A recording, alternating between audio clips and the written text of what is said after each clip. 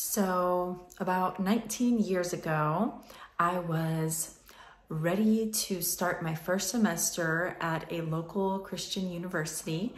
And the week before classes started, Voddie came to speak at the Commons. So I went to the Commons one evening and he was talking and he was sharing his advice and encouragement to young people. One of the things he said was, if you are here right now and your plan is to live off of loans and you cannot afford to be here, you should go withdraw from all your classes tomorrow. God will take care of you. And I knew he was talking to me because I fit that category precisely. He was talking to me. I had every intention of living off loans, staying in school, and figuring it out later. Well, let me tell you, I went up to him and I justified my position. I said, I know God brought me here. I know I'm supposed to be here. And he stood there just exactly like this, okay? He was going, listening to me talk, nodding his head back and forth, looking down, looking up, just nodding his head like this young girl. I'm giving her good advice and she is fighting against it. Not only was I fighting against his great advice, I was fighting against what I knew to be true in my heart. I felt my conscience. I felt the Holy Spirit telling me, that's you. You can't afford to be here. Go withdraw tomorrow. But guess what? Fear took over. I justified it. I stayed. And yep, I paid for it for years after that. Well, did the Lord work it all for the good in my life anyway?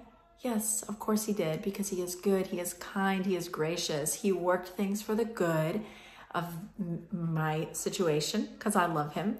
And I see so many good things that came out of it, but I also at the same time see the consequences for my decision, which was debt and a slower, more difficult start to life after college. And I also believe that if I would have not ignored my conscience and gone the next day to withdraw from my classes and not lived in debt, the Lord would have taken care of me and provided. I love the Lord. He took care of me, but I believe he sent someone to speak truth into my life. He intervened in a bad decision I was making. I heard good counsel, good advice, and in my freedom, I rejected that good advice. I took it upon myself to go the way I thought better than the excellent advice. I took it upon myself to justify and ignore the clear wisdom that was being given to me, plus my conscience and what I know was the Lord at that time telling me. And I went about my own way, and in a sense, I paid for it, but the Lord still took care of me and provided, and good still came out of it. So that's how I met Voddie. That's my story. And today, I look back on that as a wonderful example of how the Lord gives you true freedom to choose this or that. But sometimes he intervenes and it's still up to you to choose to listen and respond to that intervention or not. And even if you don't, he loves you. He will take care of you. He will work things for the good. But there's still real consequences to your choices in life.